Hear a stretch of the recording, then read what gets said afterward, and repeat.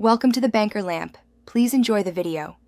In this video, I will explain how to make fish broth for cats. This easy guide will help you prepare a delicious and healthy treat that your feline companion will adore. We'll cover everything from selecting the right fish to proper storage, ensuring a safe and beneficial addition to their diet. This homemade broth is a wonderful way to provide extra hydration and nutrients, supporting your cat's overall well-being with minimal effort. To begin, gather your essential ingredients. You will need approximately 1 pound of plain white fish, like cod or pollock, which are excellent choices for their mild flavor and low fat content. Combine this with about 6 cups of filtered water in a medium-sized pot. Remember, it is crucial to avoid any salt, onions, garlic, or other seasonings, as these can be harmful to your cat. Simplicity is key for their delicate systems. Now, let's move on to the cooking process.